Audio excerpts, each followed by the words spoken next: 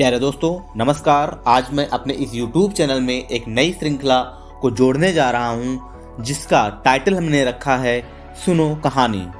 बच्चों के विशेष अनुरोध पर हमने कुछ लोक कथाओं और लोक कहानियों को भी शामिल करने का निश्चय किया है। प्यारे बच्चों, अक्सर घर में बड़ों से जिन कहानियों को सुनने की जिद हम करते हैं, उनके मूल में कहीं ना कहीं लोक कथा ही होती है। किस्से कहानियों की दुनिया में बिखरी कथाएं लोक कथा का रूप लेती हैं।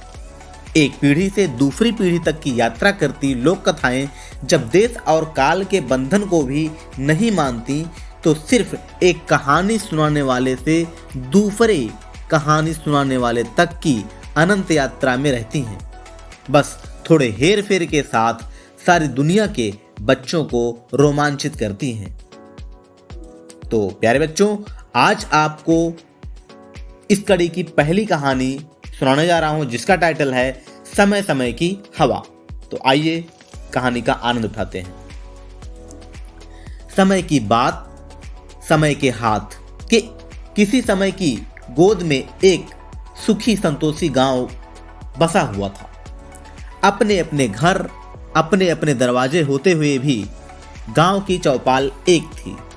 सभी घरों के बुजुर्ग और नौजवान ब्यालू से निपटते ही अलाव के चारों तरफ बैठकर घरेलू बातें करते। पुरानी बातों के झपाटे उड़ते थे।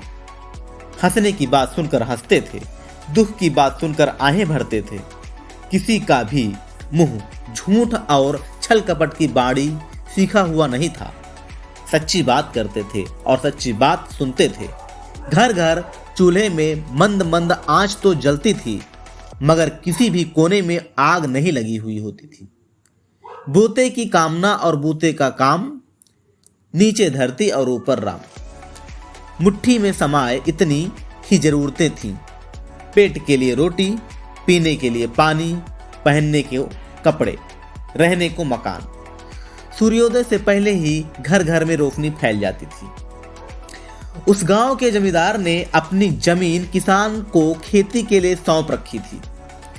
किसान ने लगान न देने की खातिर बहुत मिन्नतें की, लेकिन जमींदार किसी भी कीमत पर राजी नहीं हुआ। किसान ने ज्यादा मगजमारी की तो जमींदार बोला कि उसके पास काफी जमीन है, मरने पर तो साथ ले जाने से रहा, जो तो वो कमाओ और खाओ। किसान ने एक दिन खटपट निपटाने के लिए चौपाल में बात चलाई तो बस्ती के सब लोगों ने जमींदार की ही बात रखी। संयोग का खेल है कि एक दिन जमींदार वाली जमीन से झाड़ियों की जड़ें निकालते समय किसान को मोहरों से भरा एक कलश नजर आया। चारों ओर उकेरने पर एक एक करके 7 कलश हाथ लगे। काम छोड़कर किसान ने तुरंत बैल जोते, गाड़ी पर 7 कलश रखे और तपती दोपहर में जमींदार के घर की तरफ चल पड़ा। जमींदार ने दूर से ही गाड़ी को आते देखा तो मन ही मन किसान पर नाराज हुआ। साफ इनकार करने के बावजूद लगान की गाड़ी जोत कर लाया तो लाने दो, अच्छी तरह खबर लूंगा। बस्ती की बात को टालने की हिम्मत हुई तो कैसे, लेकिन गाड़ी पर कलश देखकर उसका गुस्सा कुछ ठंडा पड़ गया। मुस्कुराकर पूछा, यह फिर क्या नई मुसीबत ले आया? किसान ने भी उसी तरह मुस्कुराते हुए जवाब दिया, लगान ना लेने की हेकड़ी तो निभ गई, लेकिन अब यह मुसीबत तो कबूल करनी ही पड़ेगी। ढक्कन उघाड़ने पर जमींदार ने चमचमाती मोहरें देखी तो आश्चर्य से पूछा, बाजरे की जगह खेत में मोहरें पैदा हुई हैं क्या? पैदावार की बात करने पर तो वही लगान वाला फंदा फंसेगा। इसलिए तुरंत जमींदार की बात काटते हुए कहने लगा, इससे पहले कि किसी के खेत में मोहरें पैदा हुई होंगी, जड़ें निकालते समय यह 7 कलश हाथ लगे हैं, सो कबूल करो। जमींदार की त्योरियां चढ़ गई। बोला, तेरे हाथ लगे हैं तो तू रख, मेरे यहां क्यों लेकर आया है? किसान ने भी कड़ाई से जवाब दिया, जमीन तुम्हारी है इसलिए लाया, आंखें दिखाने की जरूरत नहीं है। मुझे काम के लिए देरी हो रही है। सराफत से चुपचाप कलश कबूल करके मेरा फंदा काटो। लगान वाली बात निभ गई तो ही बहुत है। जमींदार आत्मीयता के स्वर में मीठा उलाहना देते हुए कहने लगा, देख तू फिर अन्याय की बात कर रहा है। जड़ें निकालते समय कलश तो तेरे हाथ लगे हैं, तो मैं कैसे कबूल कर सकता हूं? मेरी अक्ल तो अभी तक ठिकाने है। अगर अक्ल ठिकाने होती तो तू यूं तुरंत ही नहीं कहते। ऐसी अबूझ बात तो कोई बच्चा भी नहीं करता। जब तुम्हारे खेत हैं तो तुम्हारे कलश हैं तुम्हारे, इसमें ऐसी कलह की बात ही क्या? जमींदार व्यंग करते हुए बोला, सारे इलाके की अक्ल का तू अकेला ही इजारेदार दिखता है। ऐसी बेवकूफी की बात सुनकर बस्ती के लोग हंसेंगे, फिर भी पंचायत बैठाने के लिए मेरी ना ही है। किसान ने कुछ तड़पते हुए जोर से कहा, तुम्हारी ना क्यों होगी, मेरी ना है। गरीब के साथ कोई भी अन्याय नहीं करता। पंचायती के लायक बात तो पंचायती भी कराएं। पंचायती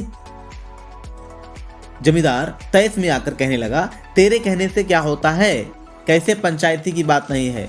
उस दिन मेरे खेत में तूने कर्चा गड़ा था, तब मेरा पांव तो बेकार नहीं हुआ। बता, चौमासे में मेरे खेत पर काम करते हुए अगर तुझ पर बिजली गिर जाए तो तू मरेगा या मैं? किसान कहता है, मुझ पर बिजली गिरेगी तो मैं ही मरूंगा। जमींदार कहता है कि खेत मेरा है तो मुझे मरना चाहिए। बता, मेरे खेत में काम करते हुए अगर तुझे सांप काट खाए तो उसका जहर तुझे चढ़ेगा या मुझे? बोल। अब इन उल्टी सीधी पहेलियों में मत उलझाओ, किसान बोलता है। तुम पर अच्छा खासा विश्वास करके मैं यहां आया था। मैं जानता हूं कि पंचायती होने पर मेरे साथ इंसाफ नहीं होगा। तब पंचायती क्यों करवाता है? चुपचाप ये कलश अपने घर ले जा, मैं कहीं भी चर्चा नहीं करूंगा। जमींदार बोलता है।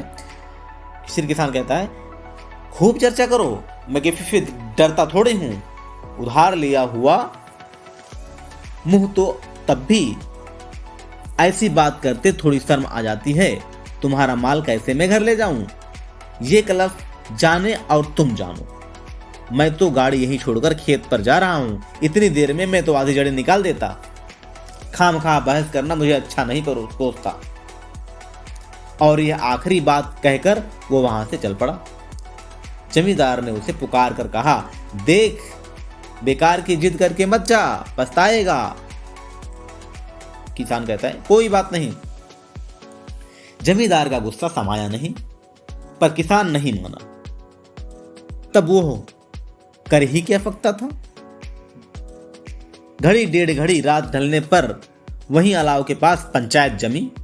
किसान की बात सुनकर पंचों ने भिड़ते ही उससे सवाल किया, ये कलश अपने पास उछलकर बाहर आए या तूने खोद कर निकाले हैं? किसान कहता है, निकाले तो मैंने खोद कर ही, कलश अपने आप उछलकर बाहर कब आते हैं? तो पंच मुस्कुराकर कहने लगे, तब तो यह न्याय तेरे अपने मुंह से ही हो गया कि तेरी मेहनत का फल तुझे मिलना ही चाहिए। लेकिन गंवार किसान तब भी नहीं माना। पंचों के सामने वही हट करते रहने लगा। लेकिन जमीन तो मेरी नहीं है, दूसरे की जमीन में गड़ा धन लेने के लिए मेरा मन नहीं मानता। पंचों ने कहा, मेरे मन को मानना और तेरे मन को मनाना हमारे बस में नहीं है। इंसाफ करना हमारे जिम्मे था, जो हमने निपटा दिया।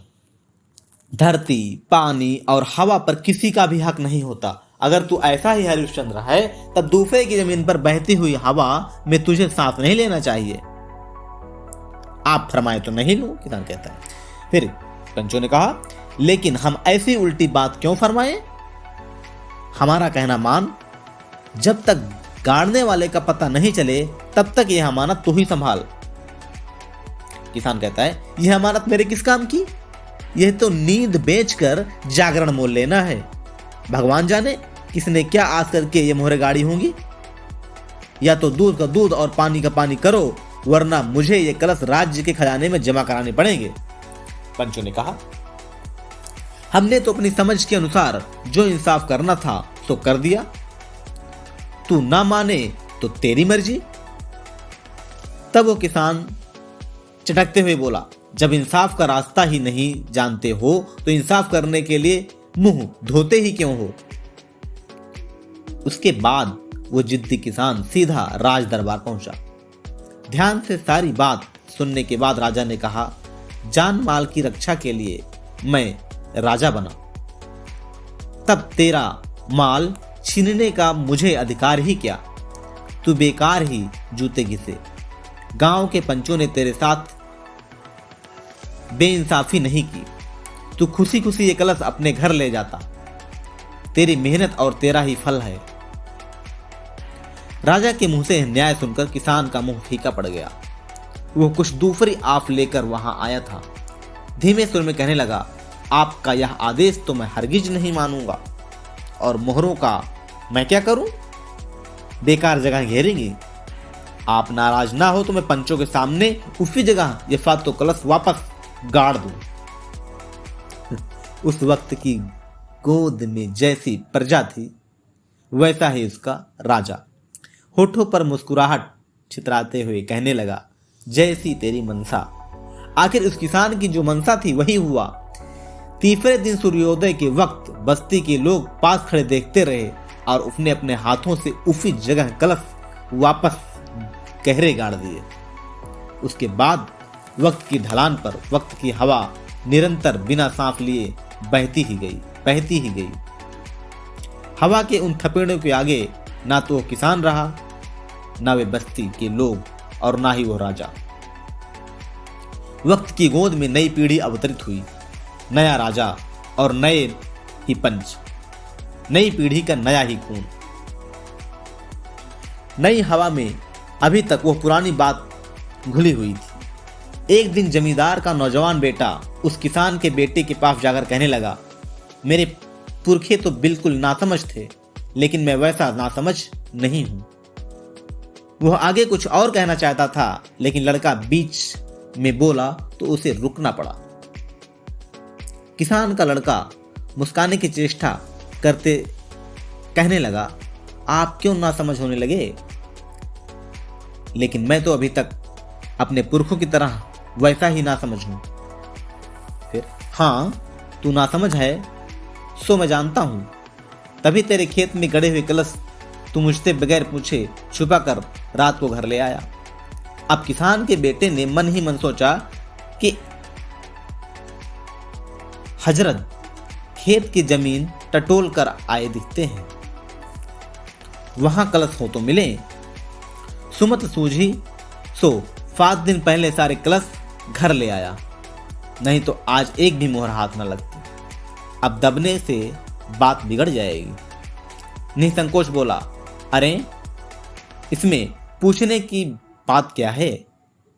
खेत कोई मुफ्त में नहीं जोतता। तीसरे हिस्से का लगान चुकाता हूं। जड़ें निकालते समय अगर सांप काट खाता, मेरे बच्चे यतीम होते। आपका तो कुछ नहीं बिगड़ता। आपकी मेहनत से खोदा धन, अपनी मेहनत से खोदा हुआ धन अपने घर ले आया, इसमें छुपाने की क्या बात है? दोनों में परस्पर बहुत दांता कसी हुई, लेकिन जिम्मेदार के लड़के की कुछ दाल नहीं गली। आखिर धमकी देते हुए बोला, मैं भी देखता हूं मेरे खेत में गड़ा हुआ धन तुझे कैसे पचता है। पचना वचना क्या ठाकुर, वह तो पच गया। दूसरे की माल की आस करने से काम नहीं चलता। आखिर तो पसीने की कमाई से ही पार पड़ेगा। लाल पीली आंखें निकालते वो बस्ती के लोगों के सामने चिल्लाया। पंचों ने सोचा, ऐसी शानदार पंचायती तो मुश्किल से हाथ लगती। काफी दिनों तक आंतें और उंगलियां चिकनी रहेंगी। जमींदार के लड़के ने पंचों को घर बुलाकर काफी खातिर तवज्जह की। किसान के बेटे को पता चला तो उसने भी पंचों को अपने घर बुलाया और उनकी मुट्ठियां गर्म की। पंचों की राय फिर बदल गई। रात को नित पंचायत जुड़ती, आधी रात ढलने तक खूब थूक उछलता।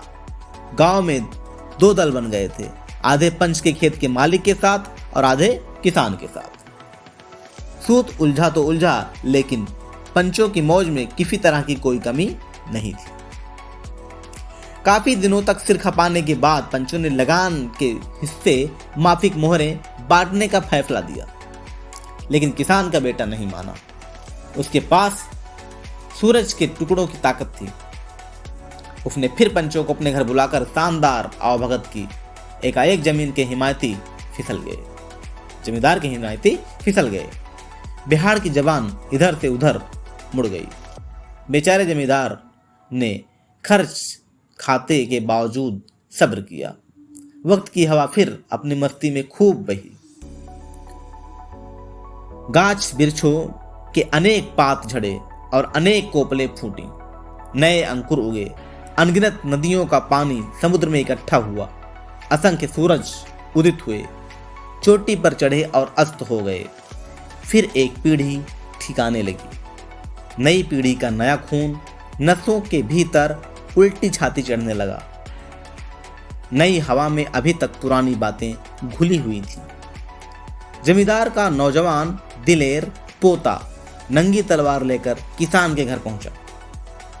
किसान का पोता भी ललकार कर और सुनकर हाथ में फरसा लिए बाहर आया। कहा सुनी से जब निपटारा नहीं हुआ तो जमींदार के पोते ने एड़ी से चोटी तक आग लग गई। पंजे के बल उचक कर किसान के गले पर भरपूर वार किया। तलवार सपाक से गले के पार हो गई। कटा मुंड पैरों में आ गिरा। भाभी की चित्कार सुनकर मझला और छोटा भाई बाड़े से दौड़े आए। दोनों के हाथों में 2 लंबे तड़े थे। नौजवान जमींदार के गले में मझले भाई ने तड़ा फंसाकर जोर से झटका दिया तो उसका गला आधा कटकर लटक गया। खून की फुहार से सारा बदन सराबोर होने लगा।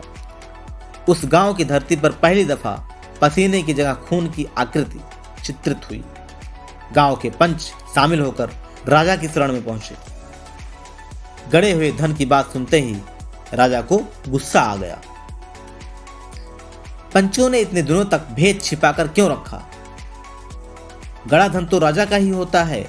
उसके आदेश से पंचों को 21-21 जोतों की सजा मिली। तत्पश्चात राज्य के घुड़सवारों ने घोड़े दौड़ाए। सो किसान के 5वें में छुपाए हुए कलश तुरंत सरकारी खजाने में के हवाले किए गए। समय समय की हवा और समय समय की बयार उस सुखी और संतोषी गांव में जमी हुई चौपाल उठ गई। घर घर आग की लपटें लपलपाने लगी। भगवान जाने वो आग बुझेगी कि नहीं। समय की बात, समय के हाथ। प्यारे दोस्तों, आज की कहानी में बस इतना ही। एनसीईआरटी के सभी विषयों का पॉडकास्ट पाने के लिए मेरे चैनल को लाइक कीजिए और सब्सक्राइब कीजिए। धन्यवाद।